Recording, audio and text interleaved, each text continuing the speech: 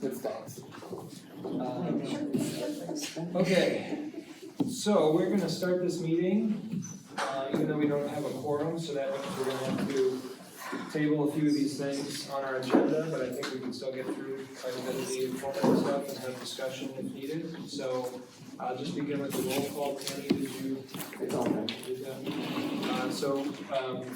We're gonna read the minutes, but we can't actually vote to approve the minutes, correct? But we can ask questions on the minutes, correct? Yeah. So item number 2 then on the agenda is the reading of minutes from April of 2025. So any discussion about that? Couple things. I know we had a motion, but, to approve the minutes from March, but we did not because there were to be edits. And we never have, I went back and looked, I don't believe we ever edited those minutes to approve them, so we need to do that. Okay. And to that same degree, if you go back to the treasurer's report, we were discussing that and folks voted to table it because they wanted more time to look at the treasurer's report. So again, that was not approved. The finances were not You're approved. talking the March one or in the April one? Well, this would have been from March to have been approved in the April meeting. So both your March minutes and your March treasurer's report were not approved. Or don't appear to have been. So we'll circle back to those when we have our quorums. So, but again, we'll need to get them corrected and get them in the packet for. And the last thing was we have 2 adjournments and 2 communication in our minutes at the end. So We got a couple tables. we just need to fix that. Those are my comments for the minutes. For the April ones? Yes. And those were, Well, we're, the bills that were under question were the March ones also? March minutes, March. what did you say those typos were? I'm sorry. At the very end, we have 2 communication entries and 2 adjournment entries. So we probably just cut and paste, but Yeah, in the minutes, it says new business, then it says communications, adjournment, communications, adjournment. Oh, okay. So I just needed 2 of those. All right, that's it. that's it for that. All right, item number 3 is public comment. Is there anybody here who would like to give a public comment? No public comment. Number 4 on the agenda is resident council reports. Do we have any reports from the resident councils, or are there any representatives of the resident councils? No, there's not, there's not. Okay. Item number 5, report of the ACT-ED. Okay. It's all yours. I'll run through these as quickly as I can. They're not as daunting as it looks. The Canada bus stop was completed down in front of Holland Towers. Yay! That came out really nice. They did a really nice job of that. Kudos to everybody who made that happen, and some of you here today. The next item on there is Cintas, the uniform company. There had been some, there had been some animosity between Cintas and the prior administration, and there were some conflicts with the contract, and they, at one point, we had bought our own washers and dryers and uniforms of our own for them because they didn't work out with the other. I met with the representatives from Cintas, and we were under contract for another 47 months. So we were paying that one way or another. And I was able to negotiate with them a new contract for only 36 months at less than half of what we were paying on the other, with the understanding that we would launder their uniforms with our washers and dryers. And the maintenance men were actually in agreement with this because the uniforms that we bought for them had already worn out and we were in need of replacement. They will Cintas will, any size changes, repairs, damages, new patches, whatever, are no charge to us.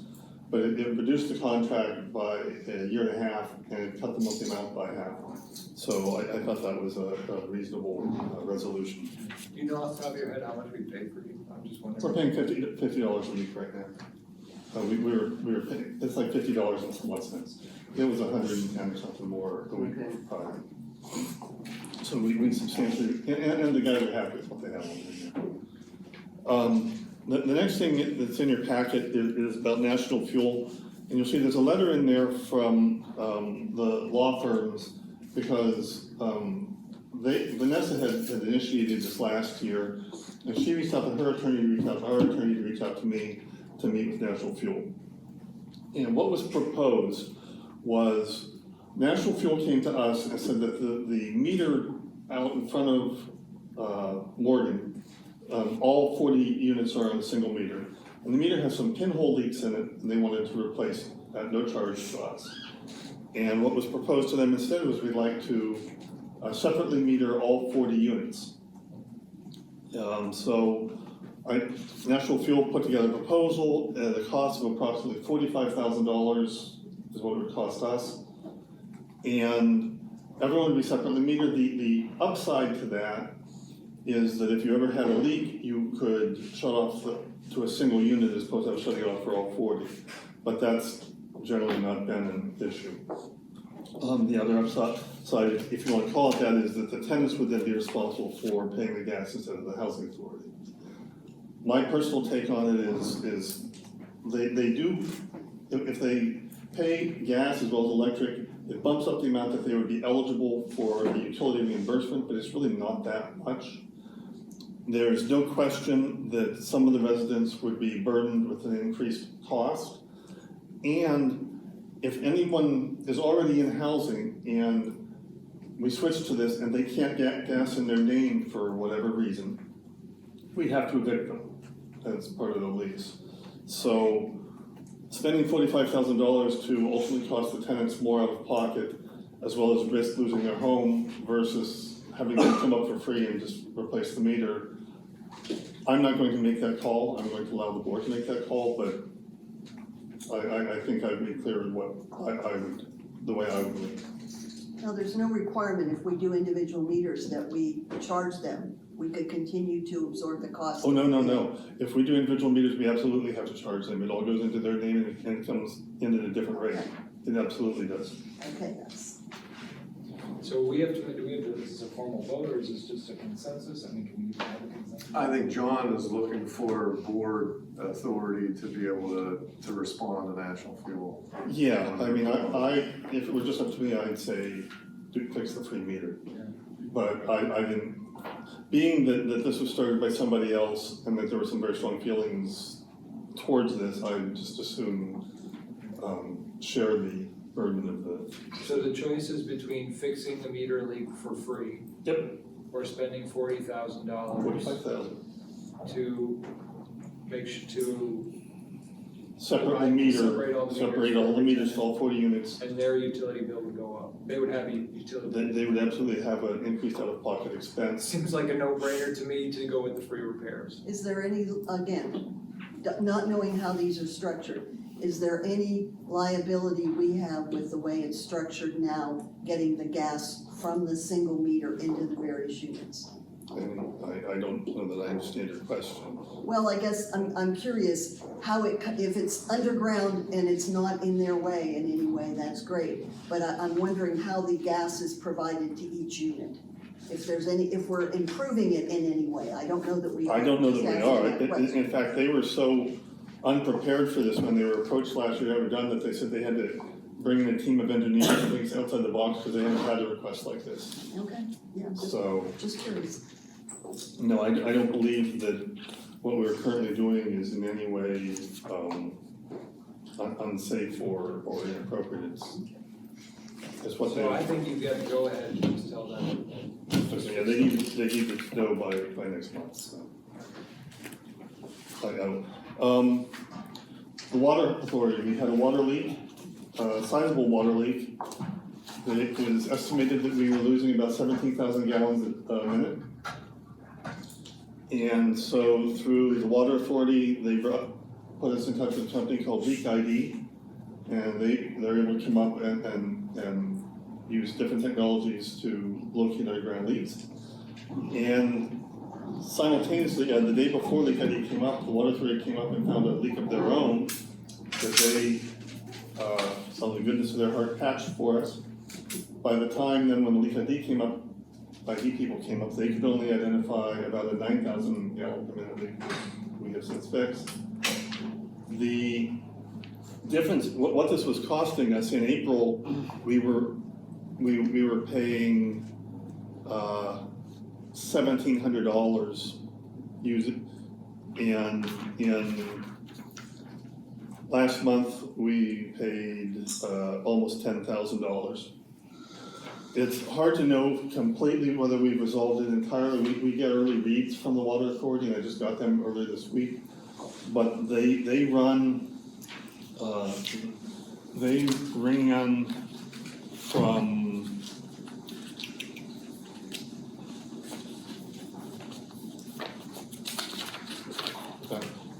they ran from like July 22nd until August 22nd, and leak ID people were here on August 5th in the middle. So as of the reads from this, they're down by a third. The next month will be more accurate, whether we've completely solved it or whether there's still something to be found. But in any case, we've significantly reduced. Yeah, that's good. The next thing on there, Joe had put us in touch with David Weber. We had a telemeeting. He was a former HUD employee or public housing, and he put us in touch with a company that oversees construction projects, SB Thomas. And we met with them. They came and sat in on one of our contractor meetings and put together a proposal of what they could do for us in terms of overseeing the contract if we wanted to do that.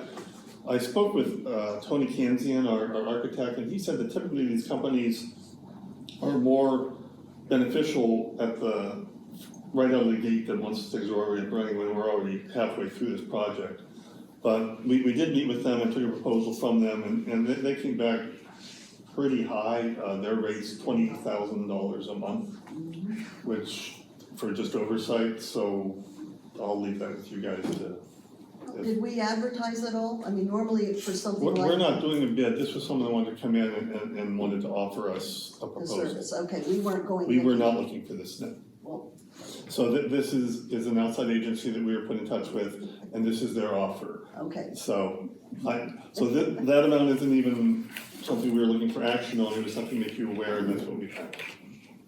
yeah, that seemed very high when I thought so. Even when I talked to Tony, and I got the proposal, what do you think? He says, I said, it's high. He says, oh my gosh, he says, what, $5-6 grand a month? I know, it's about 5 times that.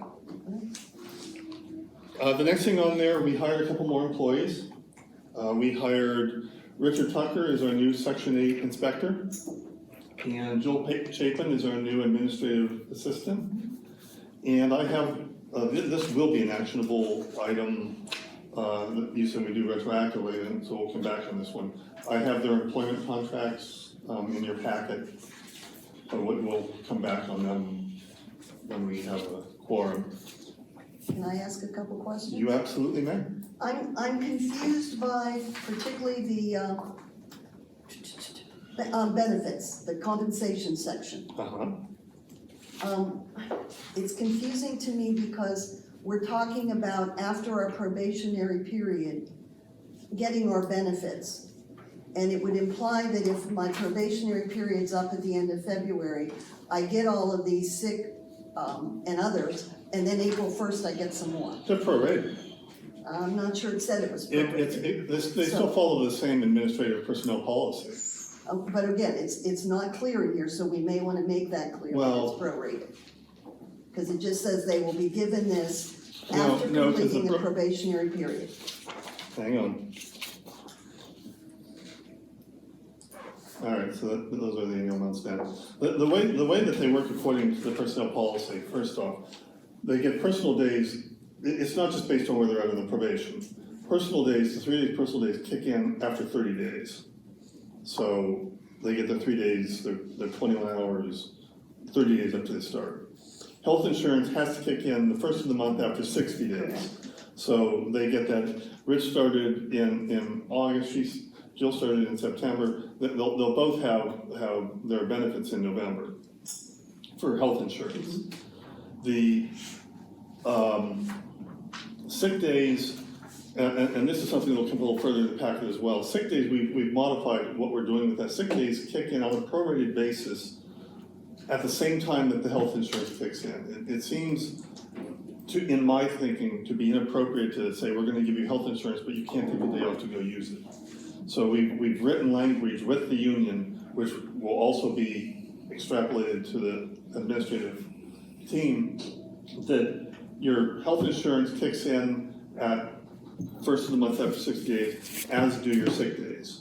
So all that comes down to then is your vacation time, and that's clearly spelled out of the administrative policy, depending on what they started, how many days they get. Well, and again, I guess my thing would be, I think it would be helpful, either we clean up that language or take it out and just say refer to the administrative policy. We I can think- do that, I these think are already there's signed confusion contracts, but there. I can have them sign new ones if that would. I could step in on that just a little bit. Yeah. I mean, I understand what Marcia's talking about, because she's looking at that paragraph 5 area. And I'm not real familiar with the administrative policy, but I know we referenced the policy in paragraph 4. So what we could do, and maybe this might help out a little bit, I can get with you, if we need to amend, I mean, the original contracts that you had here, we could create an addendum to those Okay. contracts to add for the ratification if that covers that. So I'll take a look. The one thing that I didn't know was, I knew about, in the collective bargaining agreement, we definitely had that language. I didn't know what it says in our administrative policy, so Okay. that's the key there. And I just wanted to make sure they're consistent, because again, I'm looking at the union contract, and I'm going, wait a minute, it's not, this isn't the same, similar language, so I. Well, in the wanted to- union, I reached out to, as far as the sick day, and that's actually the next item in your packet, is the memorandum of agreement that I signed with the union. Because it was not clear in either the administrative policy or the union policy when sick time kicks in. It was clear that they get it. It was clear that if they start working after October, I think after the 6-month point, they get only half of it, but it never said when they actually get their sick time, when does that kick in?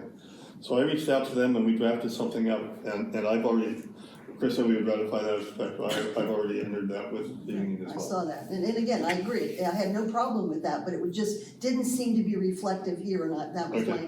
that was my concern, and one last thing, just to, on contracts in general, the policy or procedure for most authorities is, if you're doing this in advance, drafts are sent to board members, or at least that's the process I I'm was looking at. operating, I talked to Chris about doing these and he said that we would go to ratifying after the fact.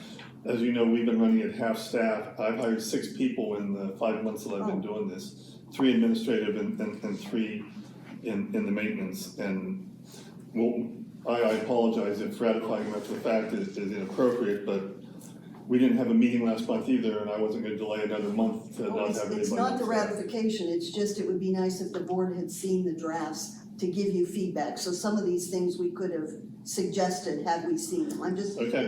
again, I understand the time constraints you're under, I'm just saying going forward. Because for example, I know we've not seen the contract with the Section 8 director yet, or coordinator yet. That was I number thought, 2. well, I introduced her at the July meeting. Yeah, but we and if didn't see the contract, so I'll again, make that's, sure that all goes I'm saying is, It's identical to these ones except for the amount and the. Right. Okay, so, I'm just saying, procedure, that's all. okay. Speaking of going back in an appropriate procedure, the next item on your list is the tip change order from June 25th. And I was new in my position at the time, and I had not at that point located our current procurement policy. I am now intimately acquainted with it. And any change orders over $25,000 require board approval. And I signed a change order on June 25th with TIP for $82,000. At the time, the architect said it was appropriate, it was necessary. I'm going to ask for forgiveness after the fact, that needs to be approved, because I did not know that. The actual procurement policy, when Bill was the director, Bill put out a new procurement policy every single year and had it done by resolution. There has not been one since he was here. Fortunately, partly what that means is that to find the one Bill had meant that it wasn't on any computer anywhere, and it meant crawling through some really ugly places to find paper copies, which I have done. Fortunately, Bill wrote it in language that tied the procurement policy to the consumer price index, so it automatically updated. And eventually I will give you guys a new one to ratify, but not right now because HUD is updating their procurement policy. So the federal procurement will be being updated later next year, and once we have that, we'll use that to update ours. But in the meantime, this change order I should have asked permission for and didn't, long past, so. Sorry. We understand. Next one, the bank account access and credit card issues, and this one's gonna tie in too with the Smith-Marion audit. As Chris was aware, when we had our audit at the end of July, we had our federal auditors here. And part of what they needed was access to all the bank accounts, which meant I had to have access to all the bank accounts. And even though by prior board resolutions, including the one just last April when you guys we did the new signature cards, and I was told that it's one of the bank things that I have authority. Some of the banks won't talk to me, and in one instance, they didn't, and after multiple requests, I told Chris went with me. And then they were happy to talk to me. Thank you. So at some point, we're going to need to make something available so that I and vis-a-vis our fee accountants and our others have access to current information on our investments. That ties into the draft audit that you have. Normally when we have an audit, the board isn't given information until we have completed pretty packets from them to hand out. The reason you have it this time is because there were findings in this audit. Not horrible findings, but findings nonetheless. They stated that we did not identify any deficiencies in internal control over compliance that we consider to be material weaknesses. However, as discussed below, we did identify certain deficiencies in internal control over compliance that we consider to be significant deficiencies. And I was required to set up a plan of action for addressing those. And those, in part, stem from this banking thing. One of the significant findings was with respect to the investments and financials. The information that was provided to me to make journal entries and to our fee accountant, Roman Kubas, to make the entries that the auditors ultimately relied on for the March 2024 audit was wrong. There was an investment schedule that was kept in an Excel spreadsheet that only one person had access to, and myself and Roman created journal entries based on what we were told. The investments that were cashed in at the end of March of 2024, at the very end of that fiscal year, were not the ones that we were told to create journal entries for. And in trying to get things to reconcile, because some numbers were coming out, then Roman double booked something, and it created an issue that's now being corrected by Smith-Marion. Roman has since, I was given access to the investment spreadsheet in July, and it was just through 2024, March of 2024, it was never updated during 2025. From March 2024, it was never updated. Roman has updated it and created actually a new one, a different one that is updated now as of this past March of 2025. But in order to keep it updated on a regular basis, I will still at some point need, or someone will need to have access to these accounts. There are banks that will not talk to me. They said that somebody else is still on the account as the chief administrator or whatever, and the only one with access for any of this stuff. So just to make sure at some point that's going to need to be fixed. And so for the corrective action plan that was proposed for Smith-Marion, in combination with the wrong entries that were done, there were also a number of outstanding checks that needed to be, stale dated checks that needed to be removed. And that was something that we've actually reached out to our software provider, because it's not a simple thing, they just shouldn't be here. There's a process, and it turns out their program doesn't work. So I'm working closely with them. That's our first thing we're fixing. The other findings that the auditors found, when they went through, they do this particular, they look for different things every year. And one of the things they looked for this year is they wanted to see employee files, they selected select employee files, and there were a couple employees that were hired last year who no longer work here, and there were no files for them, there's nothing. There's no I-9, there's no W-4, there's nothing. So we got a finding for that. And so we will have a checklist going forward so that that doesn't happen again. The third finding,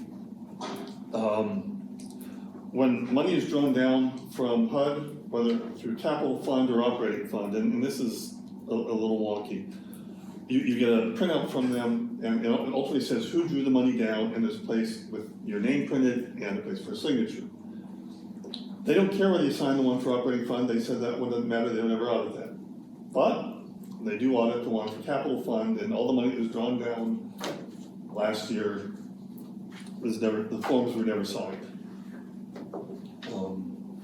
So going forward, they can't go back and sign them when they're not here. So, this was just so that you'd be aware, because the audit, there are gonna be findings and it will affect things. So is there any more? Sorry. Not on that, I have one last thing, but there's So in nothing. terms of the audit, the findings are essentially they identified some past mistakes and previous errors, Yeah. and thanks to their audit, and now we've identified those errors and we're making corrections. Correct. The only risk is if, next year, if they would pull things that happened, if they would do employees again, for instance, the two employees, they only pulled one of the two employees that were hired last year. If they would do that again next year, because those employees didn't quit until May, so they could technically fall into the next audit too, and we don't have anything for them still. So, possible, but they probably do something next year. And in terms of getting your name on the bank account so you can get access, how do we navigate that? I don't know. Any suggestions? Well, I mean, if we gotta go one by one and I mean, I think what you and I probably ought to do is whoever's left, we'll reach out, we'll provide them with whatever they need. Okay. We'll produce, you know, if there's a resolution that you need to approve in order for them to be Some happy. banks are helpful, but some absolutely will not talk to them. Yeah, I mean, I don't have a problem. We gotta do what we did with the other one. Yeah. Let's do that. So we'll get it sorted out. The last thing on my list, Can I things, ask a couple quick questions on the audit? yes, Just trying to, so that it gets cleared up. I noticed that, and it's on page 8, the terms of office for the various board members. We have two the same year, which shouldn't be true. So, where are you at? page 8 of the audit, And that's why I gave you the clarification. well, yeah, that's what I figured. I actually got, this one was August 6th. I actually got a new draft from them just before lunch. I didn't think there was any point in sending me another whole audit. I'll go through it. Page 8, Page 8, if you look at terms of office, it's terms of, for the board members, you have two the same year, and that should not be the case. where the term expires. Yes, Okay, so again, don't know, but I happened to catch that as I was going through it. okay. And the other, And does somebody have information as to when those terms do expire? I do not, but, because it would, you'd have to ask I'll have to the ask the city manager. city manager's the one Okay. who should. Because see, at least one of them took over someone's term, because, Mr. Youngblood passed away, so they would not have had a full term. And so that's sometimes how we get these disconnects. Okay, But I just happened to catch that number and wanted to so I bring need that to up. check the expiration terms for those two. And, two other things, it referenced petty cash, I thought we got rid of petty cash. I think it's in the safe still. Oh, I okay, don't 'cause believe we don't use it. I was gonna say, I knew we We don't disbanded use it, petty cash, it's so still there. it was confusing to me. That, and the other question was the, money, unrestricted money we got, in the lawsuit, the 640,000. I didn't see it unless it's broken up somewhere, I just wanted to put that in your notes too, to say, since you know more of it than I do, but I didn't see it.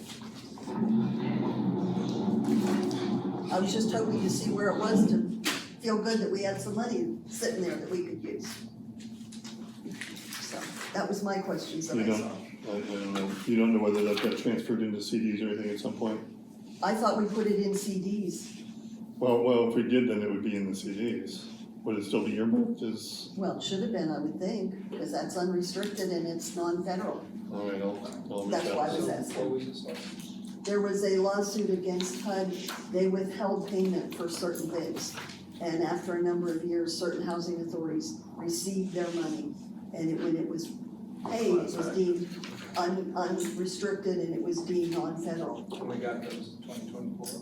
23 or 24, I It think. doesn't seem like it was that long ago. I think it was 24, early 24. But again, it was one of those things, I just wanna make sure we haven't lost sight of All what we right. did with it. I'll have to ask the auditors on that. Again, I just got a hold of the old investment schedule that was maintained a month and a half ago, So, so. but yeah, like I said, just things that popped up, so. Yep. Last thing is the Holland Towers fire alarm update. It's a very slow process. We reached out to HUD, and initially we were looking at getting an emergency capital fund grant, and they ultimately decided that we had enough money in capital fund available, that that was not obligated, that it was not necessarily due, that we could do it as regular, but that we will be doing it as a non-competitive proposal due to the emergency nature of what we have. I worked with Paul Michalka at HUD, we've got money allocated, we moved some money around in the HUD budget, it's already been approved as far as that aspect goes. The next step, we got everything, we had to get, the architect had their engineer draw diagrams, we had quote proposal, everything put together with an independent cost estimate. And then we went back and renegotiated a lower rate with them.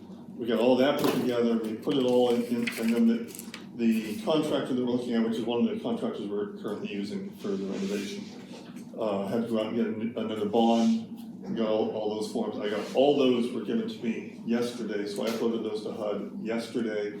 The hope is that they'll be able to get this given pre-award approval for a non-competitive proposal procurement. That was Paul's goal with that. As soon as we have that, I'll be reaching out, because then you'll have to approve moving forward. It's a sizable contract, but at this point, everything's, I believe in that they need.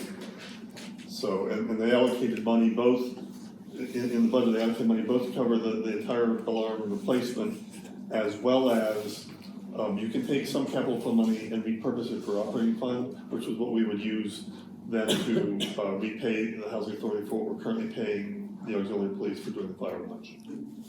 So, that's where that is at. Sooner the better. Yeah, Paul had thought we'd be able to get through pretty quick on this, but I haven't heard from him since sending it yesterday. There's a lot of documents for him to go through. And I think that's it. Take a breath. I know, right? You're doing great work, John. What did Rodney Dangerfield say back to school? I felt like I just gave birth to an accountant. All right, solicitor's report. You hear plenty from me. I don't have anything noteworthy to report other than there's lots of activity. And I'll address anything as it comes up. I'm happy to answer anything I can. Back to you, John. Capital fund. Capital fund.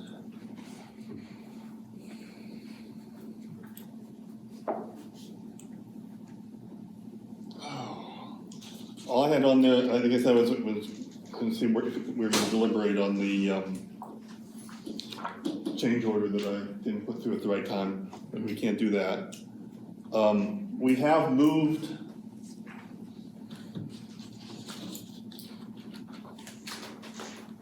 what have we moved, 14 people?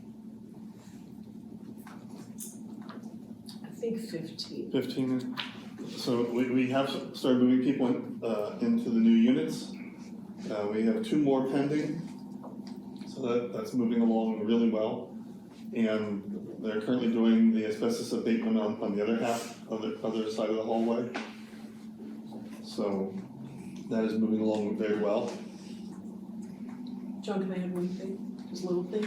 Yeah. Is that the last two that we have to move are pending, Tony Kianzian, our architect's, inspection. Correct, he has to come On up and do the punch Friday. list on Friday, and then once he approves it, then we have them tentatively scheduled to be moved on Saturday. What's the feedback so far from the majority of the tenants that have moved to the new ones? Most of them, I believe, are very happy. There's a few, change is hard. Well, I was gonna say, no, it's not all gonna be perfect. The showers are a little too narrow, there's not a light over, where the hood used to be, there's not a light if they're used to having one over the sink. I mean, there's, Right. you know, some little changes, but the ability to change the temperatures independent of how we have them set and all, as a general rule, I think they're pretty well accepted. Well, good, that's why I was curious, Yeah, because I I know believe that was, we wanted to see when we put the first group back, I know there was concern about how this would work. I'm told they're a little noisier, because we don't have carpet, and the units obviously above and below don't have carpet, because we have the, I don't know what you call that flooring, but it's, Right. it does not absorb sound in the way that carpet did, so they're a little noisier. All right, is that it for capital fund? I think so. All right, so we have Elm Morgan scattered sites. I don't see Tony. She's not here, so she Back to you, John. told me just before the meeting that she wasn't able to come. So, we've got the numbers in here for both July and August for you. The number of units offline, some of the numbers on the report that we were using would just carry over from month to month to month to month. And I blanked on the entire one because I want to know where the numbers are coming from. So, and some numbers were maybe not as accurate as we'd like them to be. So for Elm and Morgan, we have 4 units offline right now. I can't tell you what it was at the end of July, but right now it's 4. And for, Excuse me, that's down considerably from what we had before. yeah, we put several of them back online.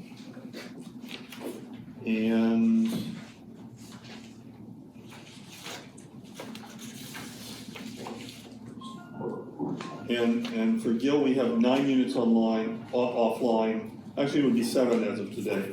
It was 9 units offline, we just got 2 more that were just brought back on today, so there's only 7 units offline in Gill.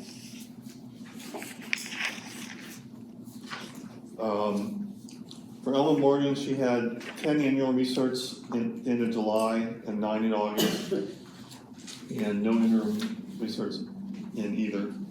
And no evictions at Ellen Morgan, 2 notices to vacate in July and 4 in August.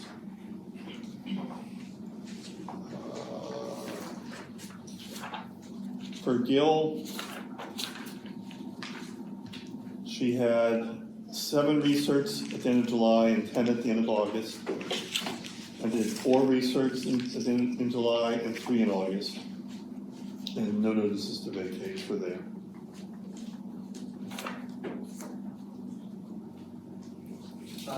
And then where are we with the waiting lists? Because there are numbers here. And I know we've been working on, we'll eventually get to the section 8 and we're cleaning up that waiting list. Very much. Where are we at with the family waiting list? Sean, you Oh, know? I'm sorry, Do you know where we're at with on the waiting list for for the family sites, I do not. But I'm not managing that, who's managing that? that would be Tony. That would be Tommy, and she has, it looks like. Let's see if I find her numbers. She didn't fill them out. Okay. I apologize. And so I'm clear, it's ultimately would be Tommy Joe's job to clean up that wait list? Yes. I mean, we've discussed it before, I don't know if we would need a motion when we have a quorum to make sure that this happens. I don't know that we need to go that far, I think, right, we've talked about just getting it done by the end of the year. We don't have that many on it, so I'm not sure what we're cleaning up for Well, I recall a discussion where there's some paperwork that's, was never inputted in the digital system, so it's only the digital, I was very confused about what the length of the waiting list is. I felt like we got different answers. I think there's one bedrooms that were old stuff, but other than that, what was been on the waiting list, from what I understand, is the only ones we have pending or waiting for housing. Well, I'd like to get some clarity, if you could pass I it would too. around. One thing I'd like to find out as well, and I don't know if you or you could offer some input on this. The one bedroom list, to my understanding, was closed. Now, I understand that for Holland Towers because Holland Towers is under renovation, so obviously it's closed. But, while we don't have a whole lot of one bedrooms at the family, since we do have some, and have it closed there as well, when we're allowed to overhouse in an instance, if someone were to say they can't get on the list at all because we're just not taking one bedroom, it seems like we're just allowing anyone, a single to get in, period. And if we were gonna clean up that list and open that, or at least put them on the list so that if they rise to the top and then you don't have a one bedroom, but you have a two bedroom, you could overhouse them by HUD standards. Whereas right now, if we just say, well, we're not gonna process it because we're one bedroom closed, I don't, that seems wrong.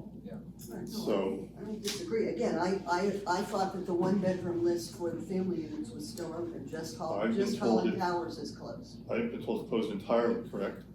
From my understanding and what I was able to look up in resolutions, on March 8th of 21, the family one-bedroom list was closed. On March 8th of 23, the Holland Towers one-bedroom list was closed.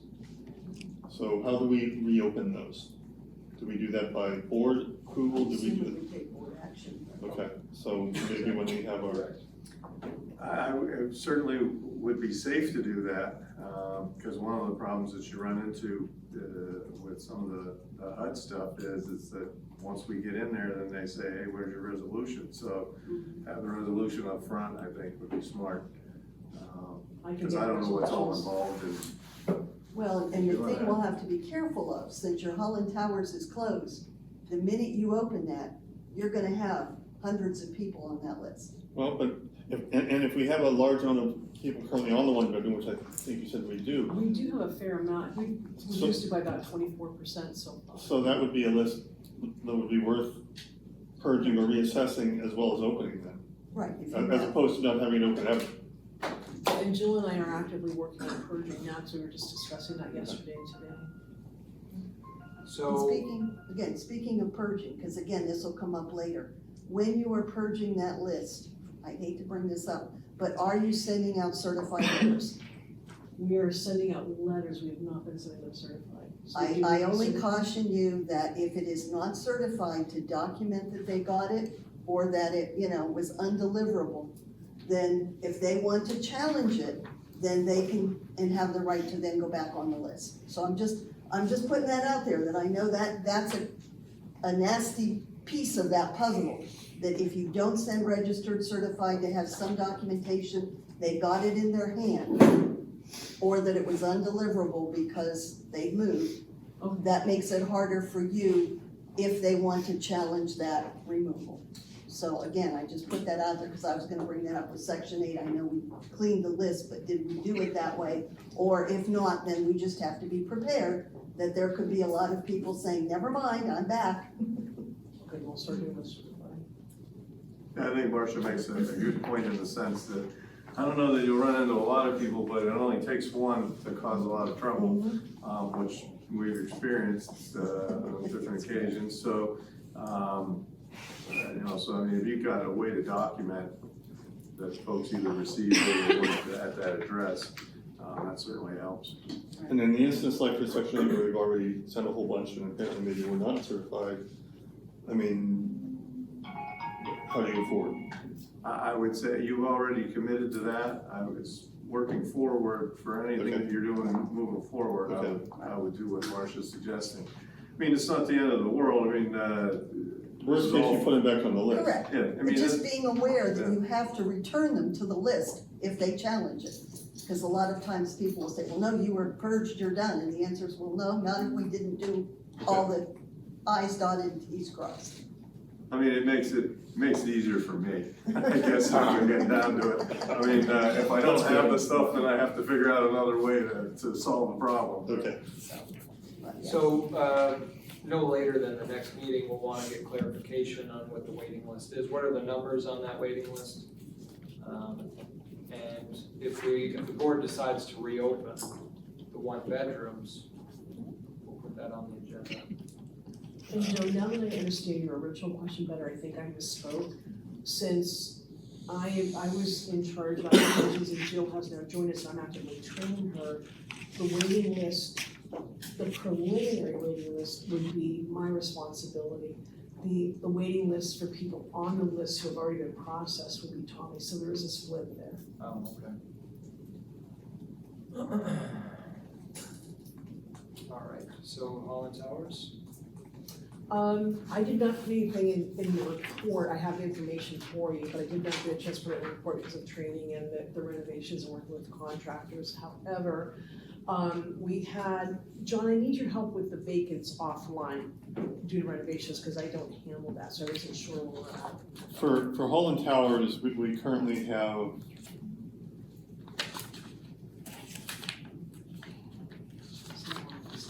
50 units are offline, and I think it's 60 total that are vacant, but 50 units are offline.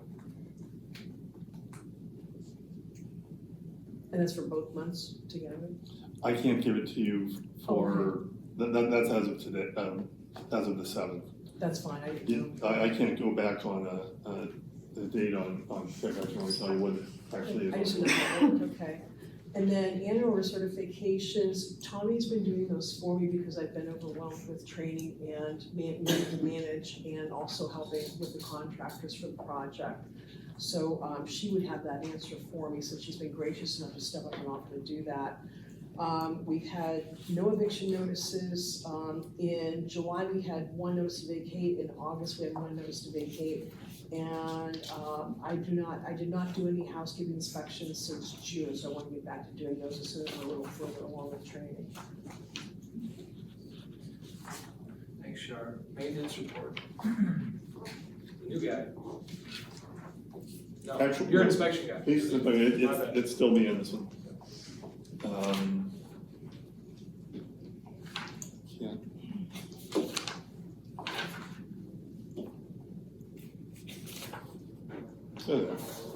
Okay, at the end of July, there were 102 work orders generated, there were 9 still outstanding. 90 of them were tenant work orders, 8 were management generated, and 4 were vacancy fix-ups. At the end of August, there were 153 work orders generated, 33 still outstanding. 147 of them were tenant work orders, 5 of them were management generated, and there was 1 vacancy fix-up. Any details on that? Unless Kyle can, no. What's the question? I'm just curious, because we went from, well, we went up 50-ish work orders between those 2 months. There's quite a few still outstanding. The tenant work orders went up by over a half. I'm just wondering what are those work orders? I'm curious. Just Well, generally. with the season getting a little colder, we're probably getting some more of the no heat, no hot water kind of things. And then if the report was pulled on a day where I made all the extermination work orders, they weren't processed yet, so they would be done. They just haven't been put in the system yet, because if it was like the day of the inspection or something, but every time a work order gets called in, it's done usually within the week, unless we have some other stuff that come up that's pretty pressing, that some of the slower, the less emergency stuff gets pushed back a little bit. So nothing out of the ordinary here. There's some seasonal work orders. And I was on vacation for 3 weeks out of the summer, so I'm probably behind on some of the processing, but. All right. Thank you, Kyle. Is that it for the maintenance report? Yes. And then the extermination report, back to you, Kyle. July at Holland Towers, we were 15 and 4 at Gill, and in August, we were at Holland Towers, we had 17 and 4 at Gill.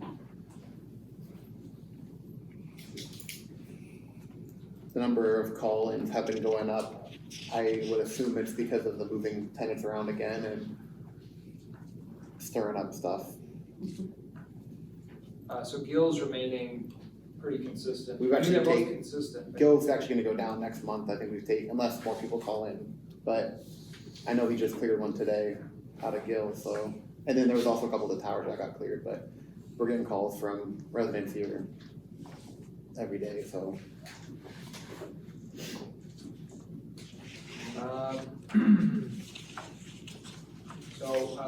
I think we're gonna have to circle back to that and talk about the inspection policy. Section 8, that's Vanessa.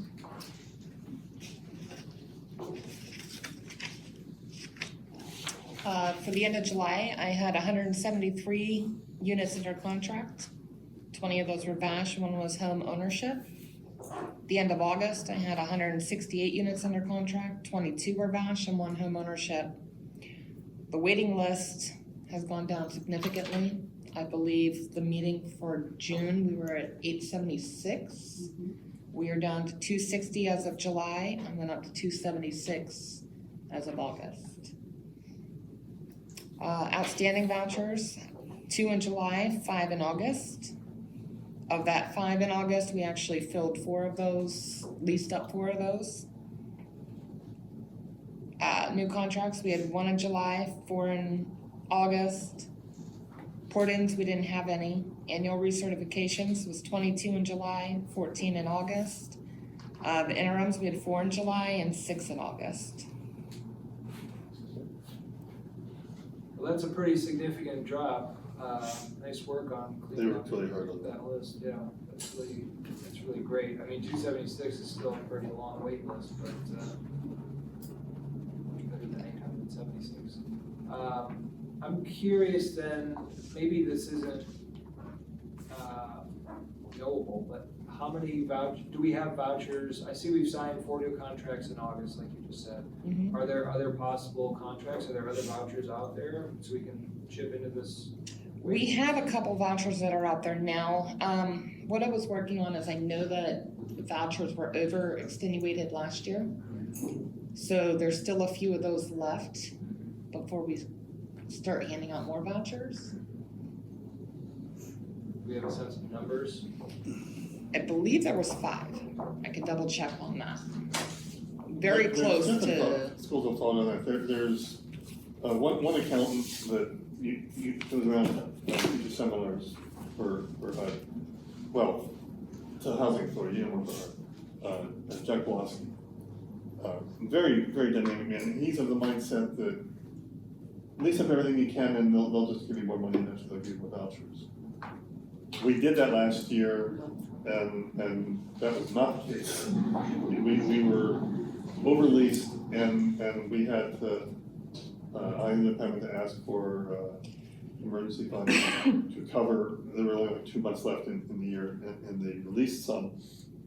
But we weren't allowed to issue vouchers at all for a period of time. So we're being much more cautious with that now, because especially in the current climate, you can't just assume they're going to. And the problem with it is if you do over-release, and we only have a couple months left in the year, if you do that earlier in the year and you run out, you may not get funding for your tenants. So we watch it pretty closely. How long, do you have a sense, I know you're relatively new to the job, do you have a sense of how long somebody is, so if I go on the wait list for Section 8 today? so going based on what I had learned with the 876 was about a 5 to 8 year wait list. So with the 276, I was advised if I do a briefing to do 20 applicants. Of that, typically 50% show up.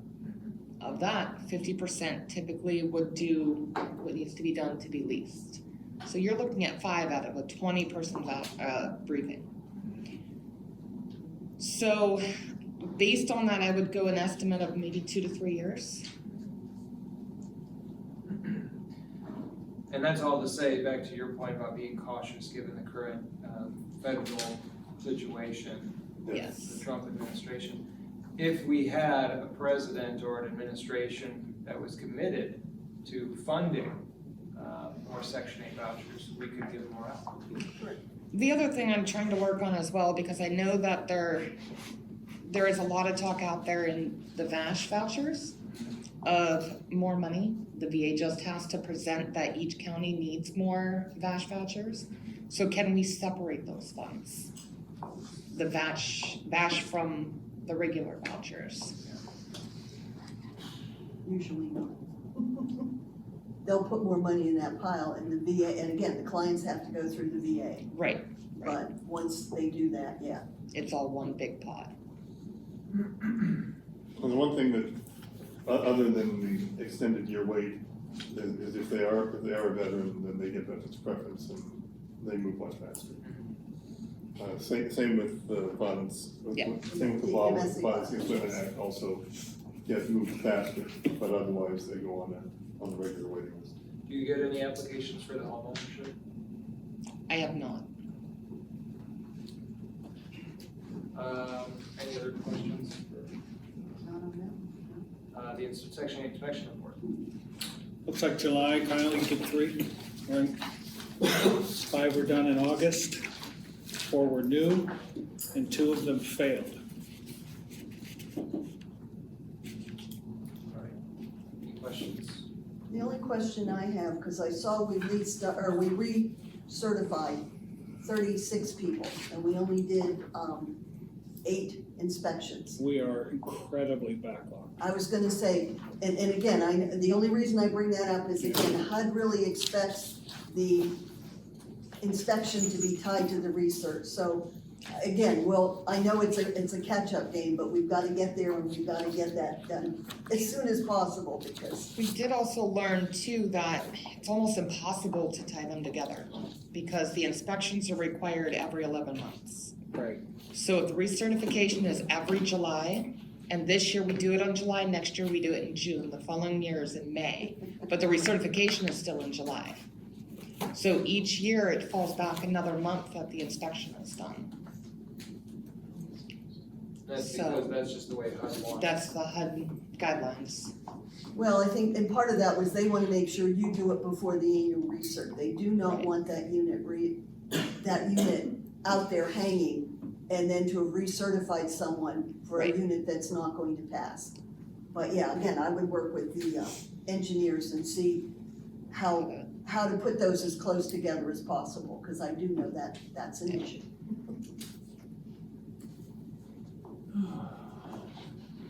Okay, anything else on That's what I had. that? Applications.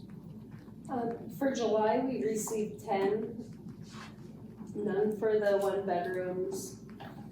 1 2-bedroom, paper copy, 3 online for 2 bedrooms. 3 bedrooms, we had 1 paper, 2 online. 4 bedrooms, 1 of each paper and 1 online. For the 5-bedroom, 1 paper and none online. For August, we didn't have any 1 bedrooms. For the 2 bedrooms, 5 paper, 2 online. 3 bedroom, 4 on paper, 3 online. A 4 bedroom, no paper, 3 online, and 5 bedroom, none on paper and 2 online. All right. Marcia, any questions? Jill, again, I know you did a pretty good job as well. Just curious, again, I'm trying to get a sense of timelines here, so if somebody submits an application online for a 2-bedroom, what's the process, how long does that typically take? Right now, we're looking at about 6 months. We expect that to go down as we get more caught up, as she's training her. So it takes 6 months to do, just to process the application? No, to house them. To house them, once they. Yeah, after the processing, yeah. And again, we expect that to shorten up as we get more up to speed on everything. You get the units offline. Okay.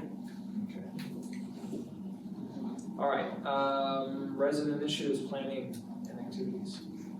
On August 25th, residents from all sites went to the Carnegie Natural History Museum in Pittsburgh. 2 catabuses were needed, 40 people attended the event. Both adults and children were mesmerized by the dinosaur exhibit, learning about the different dinosaurs of that time. The William Gill Resident Council will be starting a GoFundMe page for donations to get new playground equipment. I spoke to Chris Ferry about this, and he recommended they open a bank account at Northwest Bank, which they did on Thursday, September 4th. In August, Victory Church held a back-to-school event at the church, and children ages 5 and up received backpacks, school supplies, and clothes. And Kelly Cochran, Executive Director of Pre-K Counts, contacted the Housing Authority with regard to recruitment. So I contacted Kelly and emailed to her parents' addresses at Gill, only with children ages 3 and 4 for recruitment. The daycare started classes on August 27th, and at this point, they're full. Any questions for Barb? Just a comment, Barb, you gave her the addresses of our tenants? I gave her the parents' name, and because it was for all Gill. Right. And then their address, and then what they were supposed to do, a flyer. Kelly asked me to make up a flyer because Vanessa was no longer here, to call Teresa at FCC, which is Pre-K Counts, and to make their reservation for their. Well, again, I just want to make it clear, we have to be very careful, because this is the second time I've heard this in a month and a half. We cannot give out tenants' names and addresses. And in the past, what we've done is we've taken that material and we, the authority, have provided it to tenants. But again, if we give pre-K a tenant's name as identified as living in public housing, that's a violation of their privacy. Not everybody wants that. So I'm bringing that up so we are careful, because it's not the first time in 2 months that I've heard this happening. Some of our tenants getting letters identified to them at their address that they had nothing to do with, and they thought it was coming from us, which in the first case it was not. We had not issued those names. But again, I just want to put that out there, that we're very careful about that, because not all residents take that kindly, and that's why I was hearing about it the first time, Okay. is they don't like that disclosed. So again, I'm just a fact that as we go through this turmoil and change, we're changing the way we do things and making sure everybody's up to speed on the fact that we cannot hand out that information, correct? Yeah, no, I mean, you need to get an authorization to be able to Yeah, disclose that. they didn't get any mailings or anything. They were instructed on the flyer to call the FCC, but I did give the names and addresses to Kelly Cochran, the executive director. So again, in the future, we'll do it instead of them. Okay. But again, just an FYI. Okay, All right, so we've got 3 resolutions to discuss. We won't be able to vote on them because we don't have a quorum, but we've got the resolution number 7, the annual housekeeping inspection policy, number 8, the integrated pest management plan policy, and then number 9, the Daniel Harris retirement. I'm assuming number 9 will go relatively quickly. Yeah, you want to go over that one first? Sure. That way? Yeah. So Dan Harris's last day is officially tomorrow, and he will be officially retired. And if he would have, the resolution, oh, there it is. He's just a month shy of 35 years here. So the thought was floated, I won't claim credit for this, actually Sue suggested this, but I thought it was a wonderful idea. That we recognize him with a plaque. And I thought that initially, being that Dan was always kind of like a fixture here, it'd be nice to honor him with a plaque on the bus stop, which is also a fixture here. I was informed when I contacted Cabot that they don't allow anything like that put on their stop, and that's fine. So what I would like to do, in order to recognize his 35 years here, is to create a plaque and put it on a post near the bus stop to still recognize Dan for his 35 years of service to the Housing Authority. That's an insane amount of years. And so that was what I was proposing. That's your comment. Yeah. So, any questions or comments on that?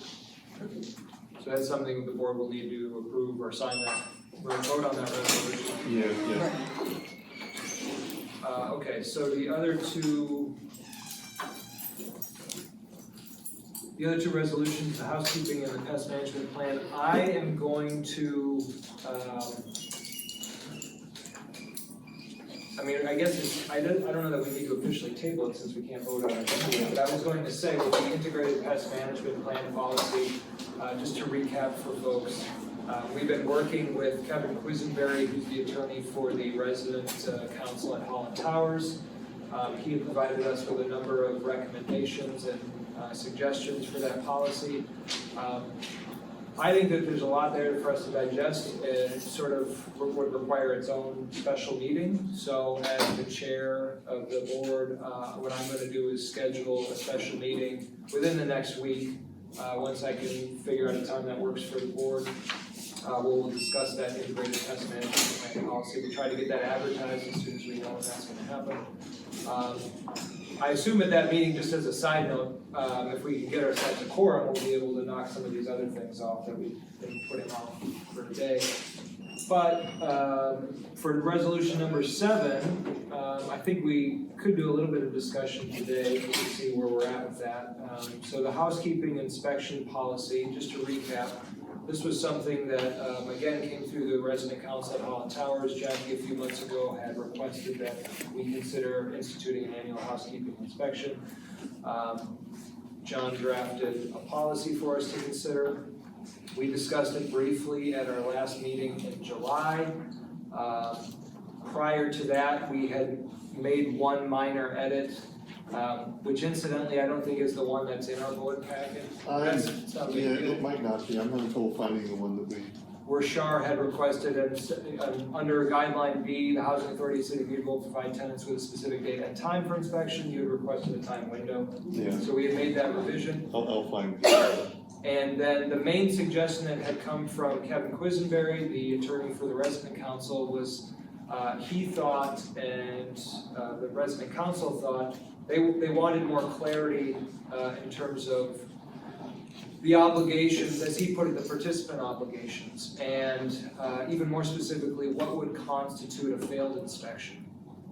And after reviewing Kevin's comments and looking at the policy as drafted, I think he has a point. I think it's not entirely clear. If I'm a tenant, I'm not quite sure, even looking at the checklist that we provide, what constitutes a failed inspection. One thing that might help with that, Rich is actually going to be doing a 3-day training, online training in 2 weeks.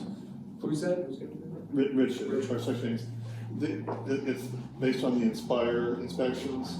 And that's the same training that Kyle had done at one point. And they do the same basic inspections, public housing as well, Section 8.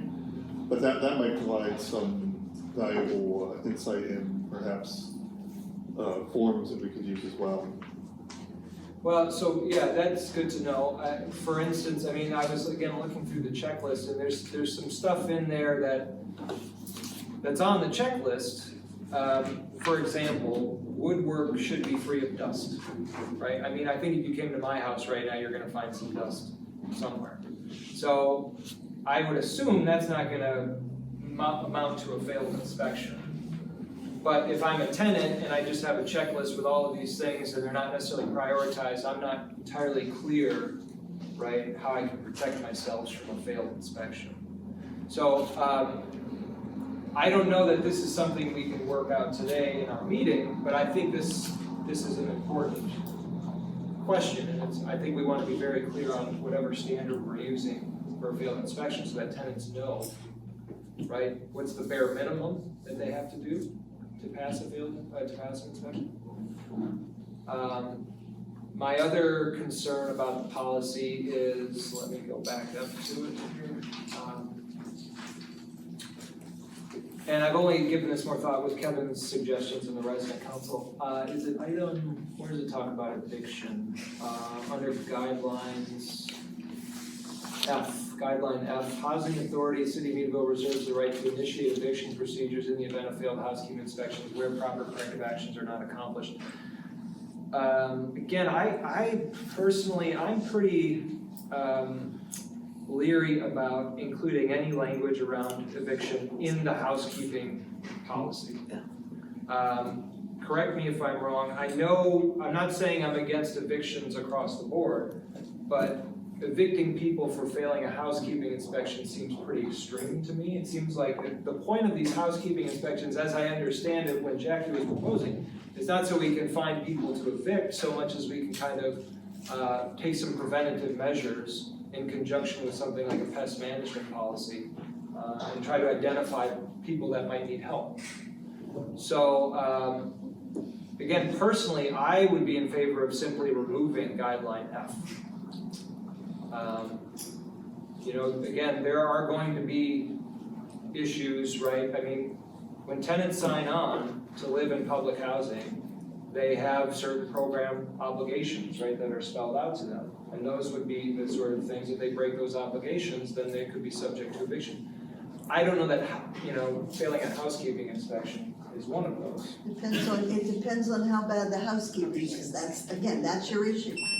If we're going to say that people whose units we cannot walk through and, you know, are so cluttered and so full of rodents and pests, and time and again we go and inspect and nothing happens, if we don't have this in here, I'm not sure what clout we have to say that although we've tried, we've been here 5 times, we've inspected, we've told you what needed to be cleaned, what needed to be done, and it hasn't been done. So again, I would say you need it in there, but maybe you want to quantify it that, you know, we will work with you, but you have to be willing to work with us or it can lead to eviction.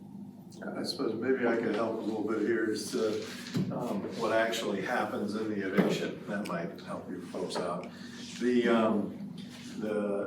This form doesn't make any difference at all in the court. I mean, it's the lease that controls. We'll call it housekeeping, you know, when I have Kyle testifying about some of these things. He's taking pictures on January 1st, and then, you know, we send a letter that says, hey, please clean this up by such and such date, then he goes back by February 1st. And so I have a series of pictures and letters. Usually these cases are about a couple things. One is it could be hoarding issues, and the folks just can't, they're attached to their stuff and it's becoming a hazard. The other is that we get some of these cases where there's rotten food or feces or you know, things of that sort. So it's a breach of a lease condition. The judge isn't looking at, hey, look, you didn't comply with the checklist. He's just, you know, we're using the checklist in order to be able to give the tenant something to say, hey, look, these are the things we're seeing. The judge sees the checklist as part of our inspection process, but he's making that determination based upon the pictures.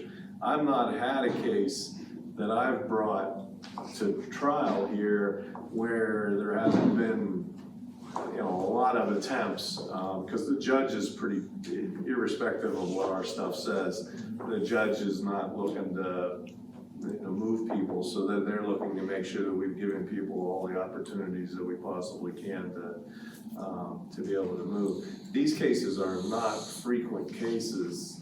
I mean, at least for me, at least. I mean, we have had some that were related to pest issues because we couldn't spray because they had to move stuff.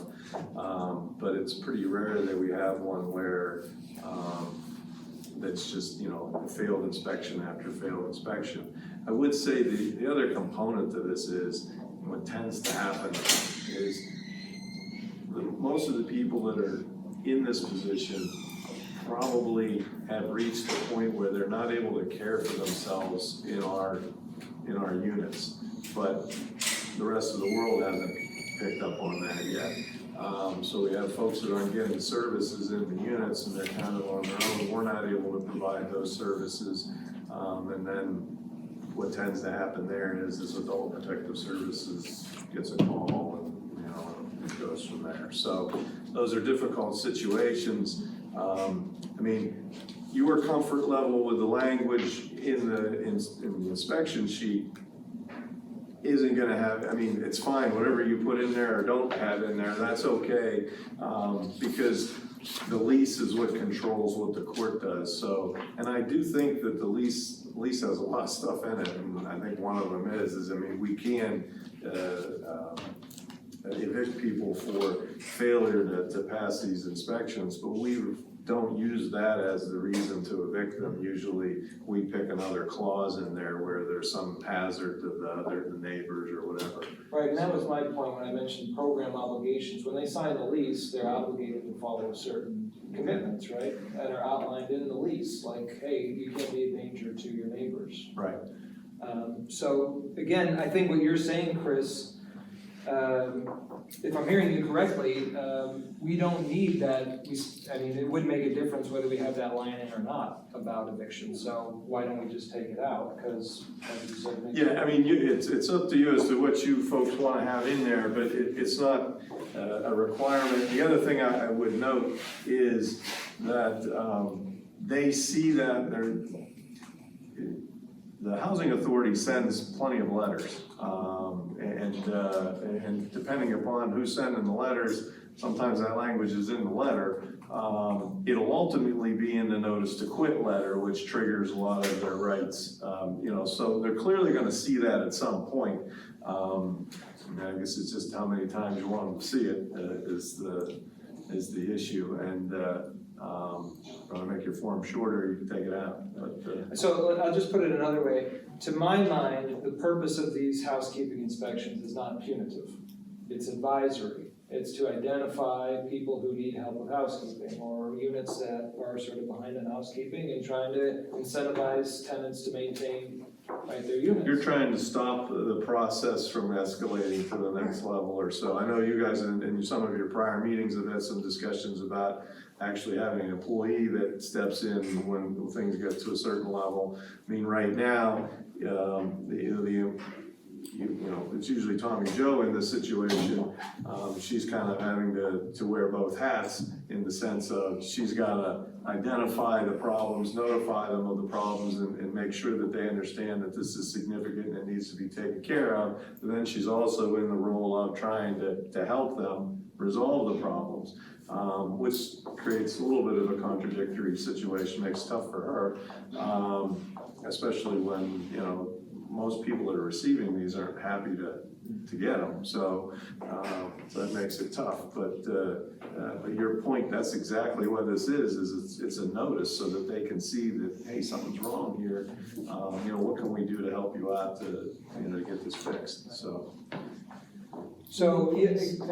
again, along those lines, Char, were you gonna say something? I'm sorry, I didn't mean to interrupt. That's okay. In the case of what I'm doing now, that I'm stepping into more of a management position as I learn more, I'm finding, just in our building, that the housekeeping issues, when they're severe enough, also leads to the pest management issue. They seem to go hand in hand. No, and I have no doubt about that. The question is, how do we deal with that? Do we deal with that punitively by issuing them an eviction notice, or are there steps we can take before then? We've reached out to agencies, we've had more luck with Life NWPA, but they can only become involved if the tenant has a relationship with them, if they're going to them. Others, we try to help, but we get bounced around more than anything. We're referred to someone else, Yeah. so. We've talked also, I think it was on the recommendation of Sandy Farkas at CHAPS, who pointed to the Clarion County Housing Authority and their resident services, is that what's called, resident services coordinator? Yeah. Which could be a new staff position here that would help, particularly with these cases, and help tenants get to where they need to be with their housekeeping. Well, we already have that position, we could retitle or redevelop that job position to fit that. We have a resident services Yes. firm? Who's that? You're, in Barb. She's a resident initiative. Well, resident initiatives, resident service, again, it's Well, according to Clarion County, there's a different position. normally I was gonna say HUD-CISM is the same, but I'm saying you already have someone and maybe we can look at helping transition some of that over, at least temporarily, and see if that would work. Yeah, and I suppose that's a separate conversation for us. Right. that Oh, yeah. position. In the meantime, as far as the policy goes, I'd like to get it to a place where we can, at least the two of us can agree on some of this language, and then maybe we can circulate it back to the board. I think if we're gonna make amendments, do we have to repost it for public viewing for another 30 days? And again, to the main issue here, to my mind, is what constitutes a failed inspection and having a clear sense of what that is, because the checklist doesn't really do it right now. You know, do I fail if I have dust or not? So, I'm not sure if you all have thoughts on the best way to come up with a base level standard, right, for what would constitute a failed inspection. I don't know if this is something you would like to think about, and we can circle back to it, you know, in the coming weeks. I think we probably should, I'd like to talk to Tommy, for instance, and see what degrees constitute a failed Yeah, inspection. we need clarity on that, the tenants need clarity on that. Do you have any further comments or thoughts? So we're gonna have to circle back to this, as well as the integrated pest management plan policy. Once I get in touch with the other board members, I'm looking at possibly next Wednesday or next Friday to have a special meeting. I know I'm not available Wednesday at all. Okay, so next Friday, I would have to see, I don't have my calendar. I cannot promise you that. tentatively speaking, maybe next Friday. Where we can deal with both of these. Would that give you guys enough time to get answers on this field inspection question? But to be clear for the public, when we adjourn this meeting, we're adjourning to the next meeting in October, I forget whatever our date is. If there is a special meeting, obviously we'll advertise that, but I want, at least technically, we're adjourning to the next scheduled meeting, so we haven't figured out. It's all unofficial right now. And the special meeting, when we do those, the notice will indicate what items are gonna be considered there. So it may be, and that's why because we may, some of the agenda items on here may go to the October meeting, so I just wanna make that clear to the public that, you know, we're planning on having an October meeting where we have a quorum and discuss items. And the public is invited to this special meeting. Yes. I Yeah, just, it'll be on the my website. concern is that if they try to plan the special meeting and then nobody's available, I don't want anybody thinking we got a special meeting, and so we definitely have an October meeting, there may be a special meeting, and we'll definitely get the word out. All right, so, anything else, Marcia, on any of the resolutions? We'll come back to that next week. Can I ask a question? Going back to Dan Harris and the plaque, does the board need a dollar amount for the plaque to approve or not? Unless it goes over 50,000, in which case then I need board approval. That's when they go black. Okay, I'll make a note of that. Better have some glitter When and they lights. go black. Okay, treasurer's report. The check registers are in there for July and August both. If there's any questions. Any questions, Marcia? The only question, and I think you sort of referred to it, there's so many voided checks. That has to do with cleaning out the stale dates, yes. That's what I thought, but just asking. And there will be more, like I said, the processing at Horizon did not work like they thought it was going to, so there's some here, there'll probably be more next time too. And one other thing I noted as I was looking, and I think it's just notations and changing systems, but it looks like you're getting a lot of our Windstream payments, because your name shows up. It would be My probably. name shows up? Yes, your name shows up. So it would be helpful if we create an account number or something. I'm not sure. It has to do under the Visa bill and Windstream. Oh, okay. But I'm just Oh, saying, it would be okay. nice if we I created hear an that. account number Well, or something. Here's how we'll clear that. First off, we're not using the Visa anymore. That's, The reason that was happening is so that, because Kyle has a card, I have a card, Shar has a card, all the maintenance people have a card. And so we would get a bill we would get a separate statement for each one of us. And so to balance out whose thing was what, I tagged their name on it rather, there's no sense putting a whole bunch more detail in, it's already there on the Visa, and it was becoming a monumental it was just becoming unwieldy. However, the credit card, along with our banking thing, the credit card got shut off. In July, a check went out And in accident, it only had one signature, it got missed by one signature. And it was like $7,000 check.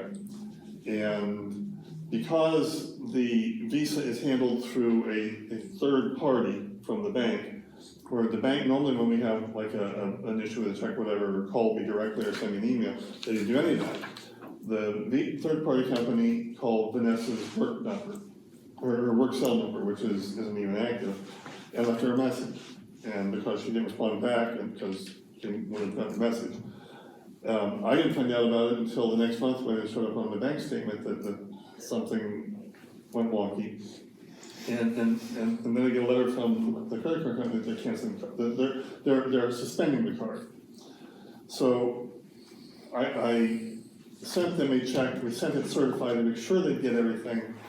The lady from the third party entity contacted me, and I told her we're done, and we stopped payment on the check, and she says, I want you to wire me money and this and that, and have to have it within 24 hours, and I don't work like that, that's not happening.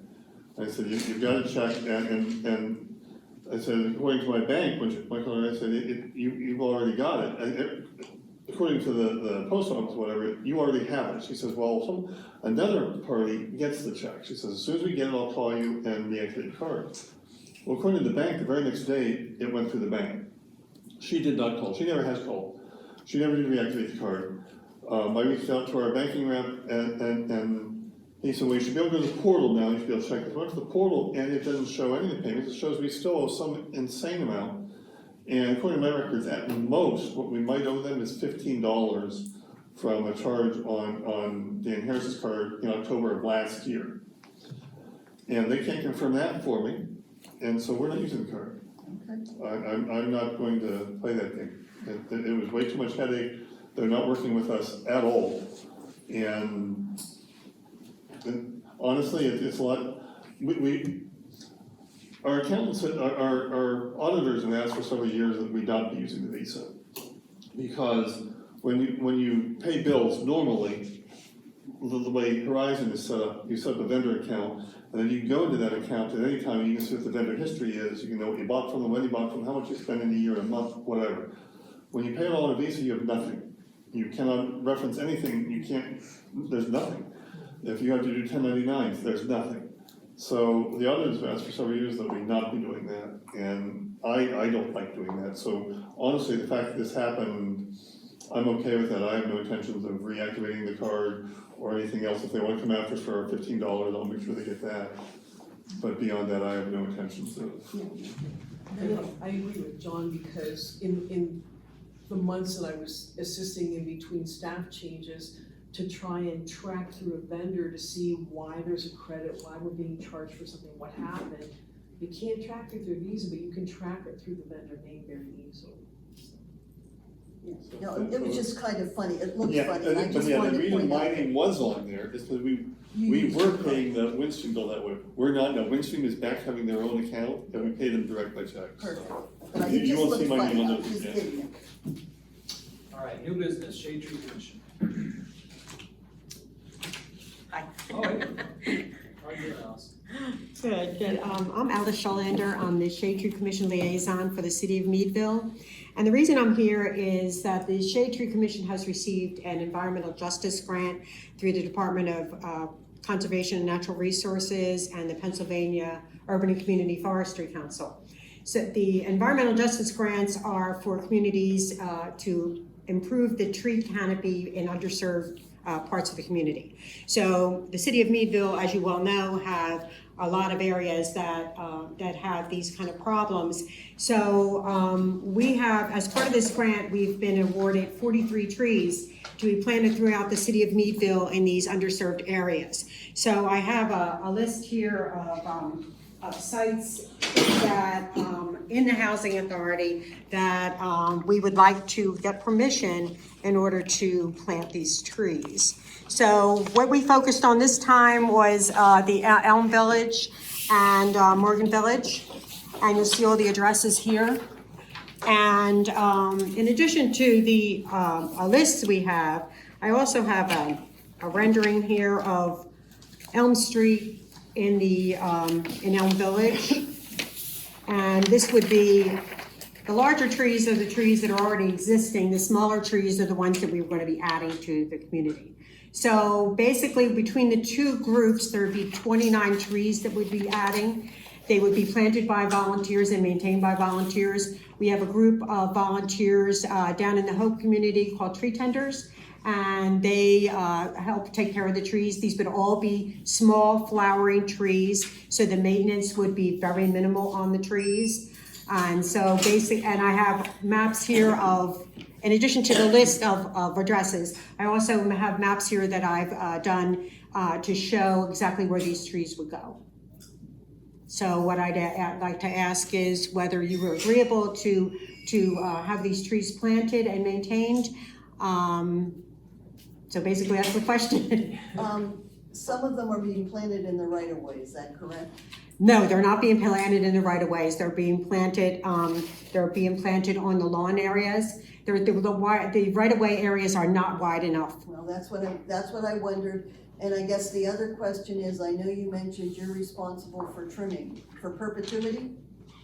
Well, for maintenance, these are small flowering trees. There's hardly any maintenance at all. But I will say that the city mentioned an MOU as far as the maintenance of the trees are concerned, but I haven't gotten anything back from them at all. So I don't know whether that would be a problem. But we do have a group of volunteers that works on these at a regular basis. We've planted 60 trees in the last few years, and they're all maintained by volunteers. And as you know, volunteers don't always, stay for perpetuity, but we hope that we'll be able to continue these. In fact, for the Hope community, we did at FCCA, we did a tree tenders class. We'd also like to offer the opportunity to any groups within the housing authority to attend these type of trainings also, which is planting and pruning and watering and all those kind of things. So that's another part of the grant.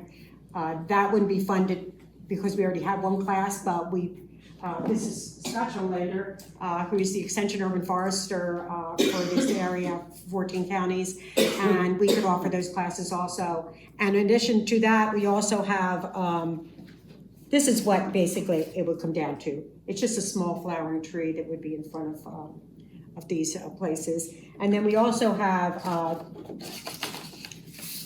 door hangers that we put on and name the tree and how to maintain it. We would also go one, in fact, we have talked to a lot of the residents already, and Lee Scandinaro has also talked to a lot of the residents who are really, really excited about getting the trees. So we don't just plant the tree and go out of town. We're there all the time. In fact, right now, Scott's office is right around the corner on Morgan Village Road. That's why I really knew that Morgan Village really needed a lot of trees, because a lot of the older trees aren't really providing much. And every resident that I talked to was very excited about it. So that's my proposal, so. Congratulations on the grant. Oh, thank you. It was $11,000. About $3,200 of that grant will go towards these planting of these trees. And we're really excited about it, and hopefully the board will approve and we'll be able to do the planting. A couple questions. I see some of them are crabapple trees. Yes. Are any of these near sidewalks? They'd be in the lawn areas. If you look at any of that, none of them, because there's not enough space in the right of way, they would actually be in the lawn area. But Yeah. again, I guess I don't know how close to sidewalks because. That's probably, most of them average about 15 feet from the inside of the sidewalk to the dwelling. So there's plenty of room in there that they wouldn't be close to anything that, say if the fruit fell on them or anything like that. Well, I was gonna say, because again, Yes, the reason I bring that up is HUD is very particular about the walkways being cleared. Right. And so we can't have that. They are also very particular if the sidewalk is cracked, so we can't have any trees near the sidewalk. Right. And all of those things. So again, that's Well, that was another thing, the city of Meadville, because they're starting to actually repair sidewalks that have been damaged by trees in the past. Now they're in the middle of changing their ordinance in order to, it has to be at least, they're talking 10, Scott and I are saying 8 is close enough. And these are small flowering trees So you don't have that conflict that you do with a large shade tree. And that's the main reason we selected smaller trees, so we wouldn't run into that problem. Right, yeah, like I said, that and anything that Totally. would hinge on the sidewalk branches or the buildings, so smaller than Right. out there too, so, yeah, Right. things that I'm aware of, I was just trying to make sure we were. Oh, absolutely, and I have, like I said, every area with a tree, this is Autumn Drive, there's a map for each one, and it shows exactly how much space there is, the tree is located, so we make sure that we have plenty of clearance for as far as sidewalks and all those things are concerned. And that's it, Thank you, Alex. thank you. I'm all in favor of more trees. I don't know, assuming the other board members are, we can't vote on anything right now. We need some sort of formal agreement, some sort of resolution.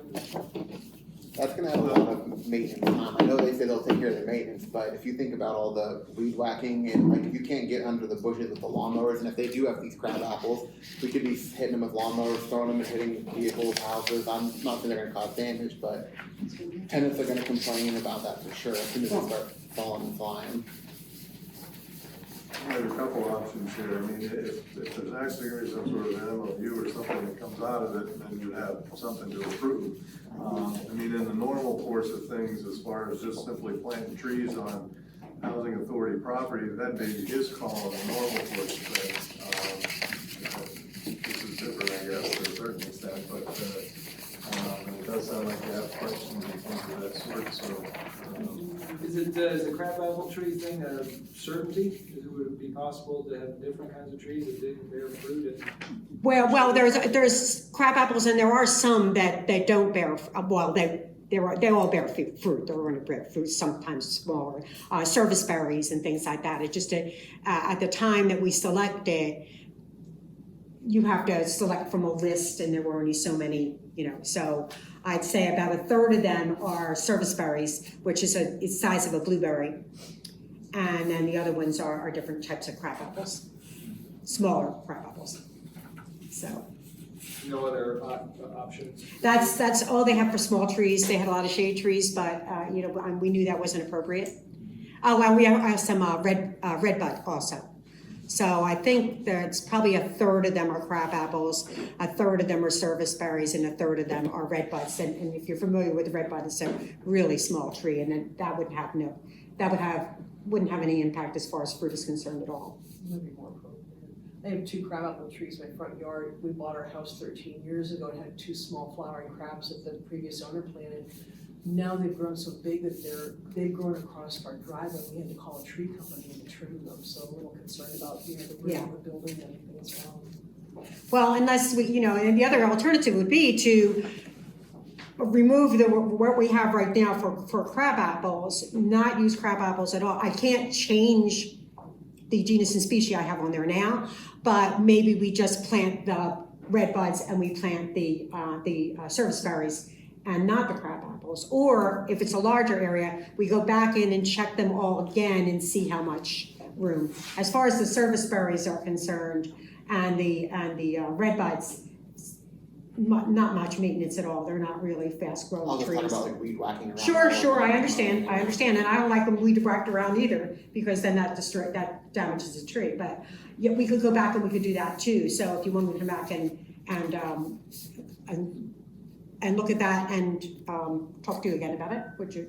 That'd be good. Yeah, I think that's a good idea. With the group and maybe a draft MOU, have somebody come up with who's gonna do what. Have you done this with any other organizations? Do you have an MOU template? We haven't done it yet, MOU, but we have, worked with, Women's Services.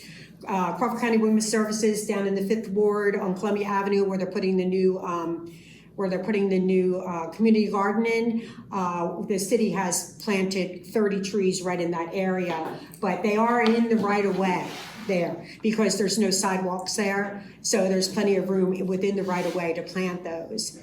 So they are in the right of way. So there's not an MOU associated with that at all. And then we also planted, as volunteers, we planted an orchard down there also. But that's also in an open field. It's not in a redevelopment. So we're missing 3 board members. I can't speak for them right now. I like the proposal. I think it would probably be more attractive presumably to the other board members, if not, get the consent of staff if we took the crab apple.